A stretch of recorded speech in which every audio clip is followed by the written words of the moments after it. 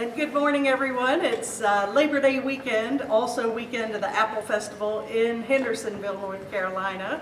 And it's a great week to be alive. I tell you what, it's just coming off the heels of that exciting RNC convention. I mean, you just feel great. And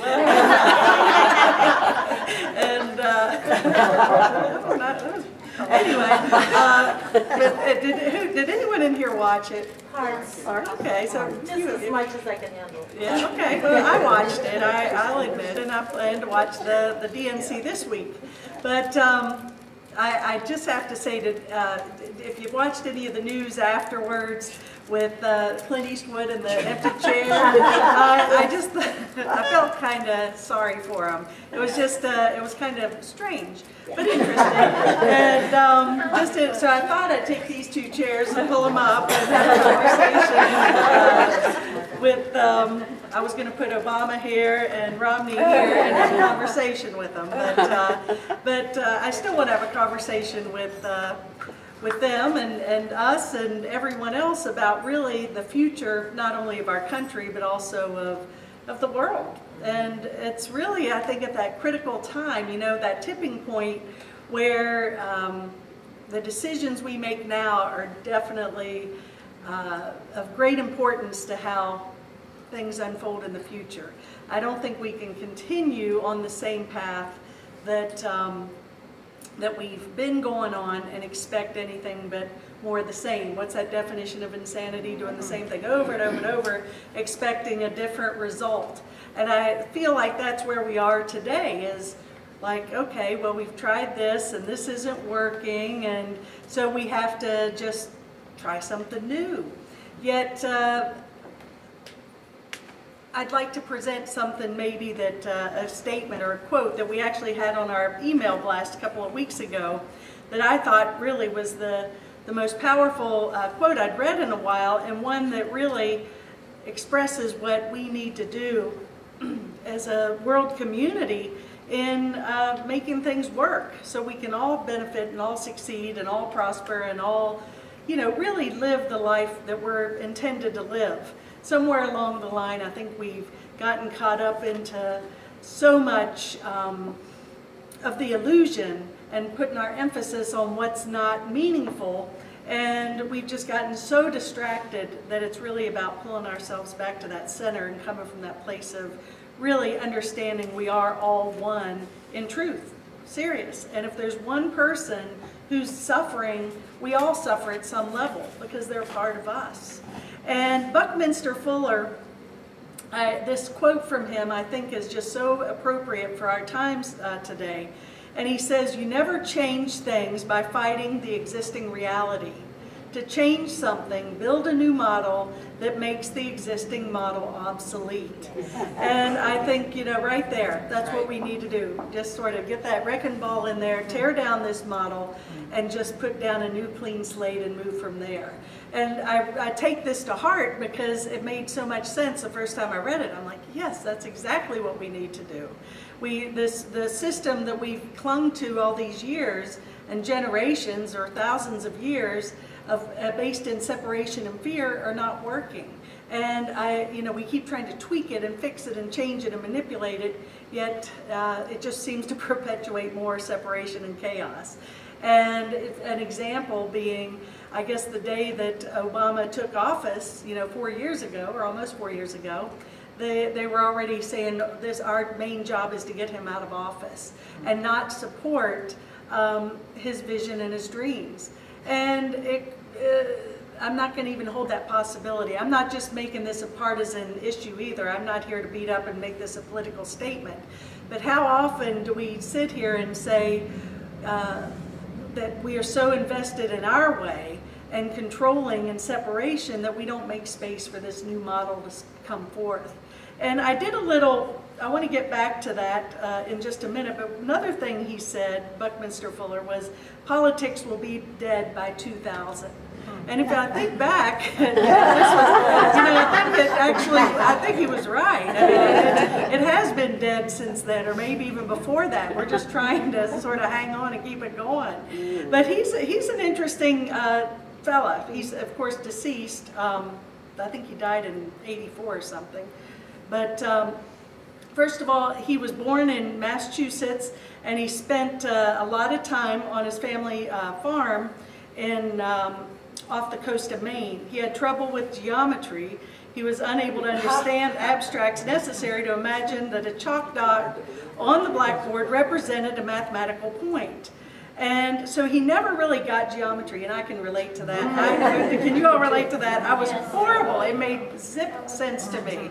I just stood there like, just, you know, no one home. And so I'm glad to know I was in good company. But somehow he used to, what he would do though is he would go out and play in the yard, and he would make items from materials that he brought from the woods, and made his own tools, and he experimented with design. And we know the future of his life actually stepped into being one of the greatest masterminds of geometry and design.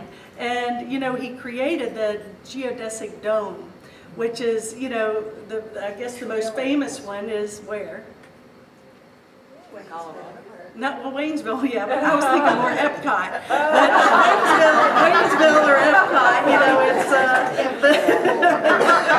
you know, we'll claim Waynesville here. Yeah, that's right. I'm with you on that one. But but it's, you know, you walk into Epcot and the entire park was built around that dome, and it's. But either way, Epcot, Waynesville, it doesn't matter. But he was he taught at Black Mountain College, and you know, just right around the corner here. And in the that was in the summers of '48 and '49, and he did build his geodesic dome there at that time in Waynesville. But he also, with all of this going on and all of this great insight, all of these great channelings, I would say he's like Aurora. He channeled these wonderful domes because they came, you know, whether he knew it or not, it came from a place, I think, of an empty mind. He wasn't fixed into that model of geometry, but rather a place of, you know, the old model's obsolete, just empty himself, and this was able to come through. And I think he was a great model for what, you know, we could all maybe consider doing ourselves, is like get our thinking mind out of the way, really allow Spirit to come through. Now I will say that he didn't exactly, his life was not a blessed or a charmed one all the way, because I found out doing a little reading on him, he, when he was 32, he was bankrupt and jobless. He lived in low-income housing. His daughter died from complications from polio and meningitis, and he felt responsible for that, became a heavy drinker, and he just went into seclusion. He was very depressed and had a challenging time.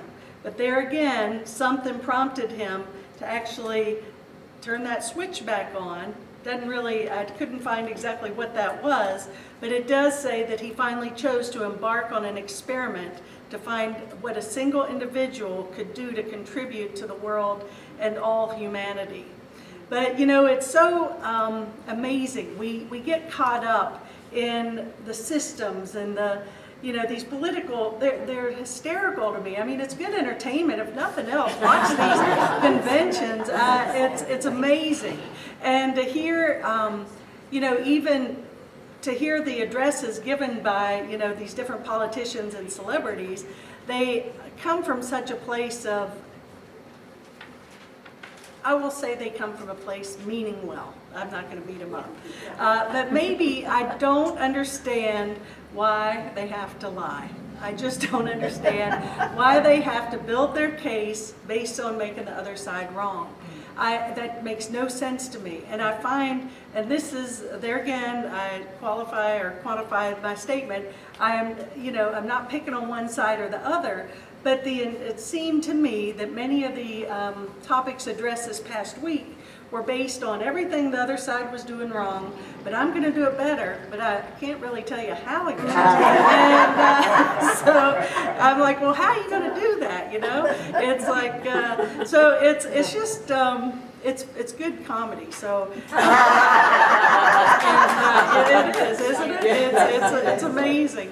So you know, I know some people get all fired up and And I was going back and forth between the different channels. I'd go to Fox to MSNBC to CNN because, you know, the spin from each of those is amazing. I mean, you know, if you watch Mike Huckabee or Rachel Maddow, you're going to get a different perspective. And, you know, you're just gonna.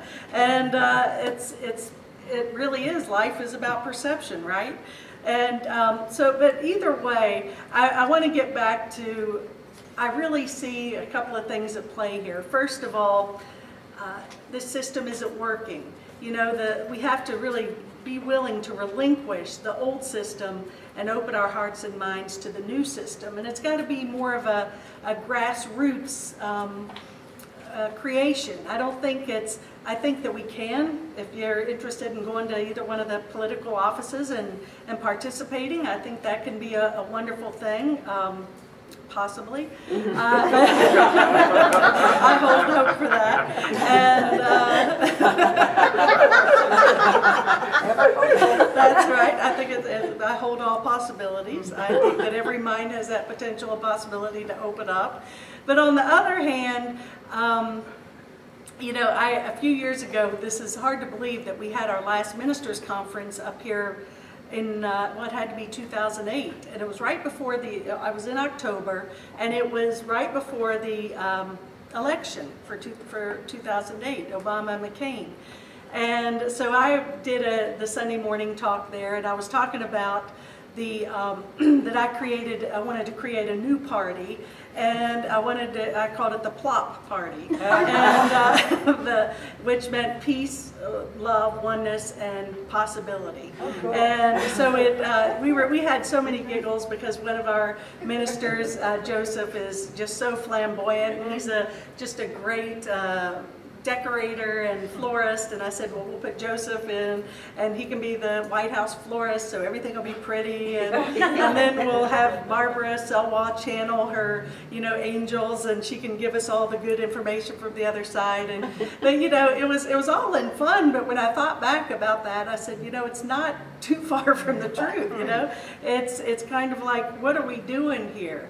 And I just really offer the possibility of that we do have the power to make major change in the world. And we do, it's not about pointing fingers or blaming or condemning and attacking. And we may not agree, you know, like they say, we can agree to disagree. Just because I don't agree with your stance on something doesn't mean I have to not like you. And so that's where politics, I feel, has gotten ugly. But wouldn't it be nice if these political leaders would sit back and say, okay, how can we all sit together and make decisions based on the highest and best for everybody, where everybody wins? And I don't think that's even in the consciousness. And it's not there again about blame, it's just maybe about unconsciousness. Right. Because when we're not conscious, we don't base decisions on love. We base those to perpetuate our opinions, our values, and our fear. And it's not, as I said, it's not working. But I did want to talk a little bit about one of Marianne Williamson's great statements, very simple, 2 things we need to remember. God's plan works and yours doesn't, and that's pretty simple. And you know, if nothing else, if we don't remember another thing, that would be something to consider right there. And if it's not, and thank you, Goran, for reminding me about this. Marianne was on Oprah a couple of weeks ago. Wonderful. I fell in love with her teachings over 20 years ago. Thought she was powerful. I haven't really plugged into her teachings over the past couple of years. And just last night, watching this interview, I was like, oh man, that girl is good. And Oprah's like, you are good, girl. And she's like, you know, high-fiving her and like, oh, that makes me cry. And, but it's just simple, simple statements. God's plan works, yours doesn't. I mean, it's not like Marianne's up here giving a dissertation. It's just taking very complex ideas and making them simple. She also addressed in this something that the Course teaches is magic versus miracles. And I want to spend a little bit of time on that because it goes back to prayer and maybe things about that many of us, including myself, believe in to a degree, the law of attraction. And if we focus on something, then all of a sudden, if I just put it in my mind, make a vision board, do all of these, put all of my energy and intention and focus on whatever I'm choosing to create, I'll manifest it. And yes, that's very possible and probable. Yet what we're doing is really using spiritual means to get what we want. In other words, God, here's my list. This is what I want, and I'm going to use these tools so I can get it. And you know what? It's fine. It's good. It works. If you want to play there, that's cool. And actually, I suggest we do use those principles, but maybe from a different perspective and more from a miracle mind. And what that miracle mind is coming from the place of saying, I'm willing to put my mind, my ego-driven mind, over here and totally open myself up for miracles. And that means I'm going to allow the love of God, the light of God, the wisdom of God to flow through me and just go for it. Create a new world, a new experience. I'm going to just let go and let God, as they say. I have no agenda, no attachment, no idea what the future holds, but I'm willing to have that faith and confidence and trust enough to let go. And that's when we see the miracles. You know, it's kind of like, you know, we've got this loving creator that we are an extension of, and we are created in that likeness and image. We have no limits because we are only that. But somewhere along the line we've forgotten who we are, and we continue to look, you know, through different means to identify who we are through maybe relationships or finances or our work or what have you, whatever it is. And the more we identify with that, the dimmer that light of God within us comes. And really it's about saying, okay, I don't know what anything including this is for, which is a great statement from the Course. I know that the most suffering that I have in my life is when I'm trying to manipulate and control and make things happen that maybe are my will, not God's will. Thy will be done is really one of the most sacred, simple prayers we could ever say. You know, if we could just say, thy will, not mine, be done. And not from the perspective of, the Course in Miracles also says that our will and God's will aren't separate in truth. Now in this illusion, the will I was referring to is the will of the ego, that which is continually looking out here to manipulate and fix and change and create and make things happen. But the will that I share with God is the will that really enables me to live in this experience, being the light and love of God in every way, shape, and form. So I'm not coming from any need except to extend. I have no more need to do anything but be love, and that's it. And know that all my needs will be met. Have that faith and trust that I'll be happy in whatever I do. Everything is going to just work and flow with ease and grace. I was listening to Joel Osteen last night. I like him a lot. You all ever watch him? He's cool. He's Joel Osteen. He's great. He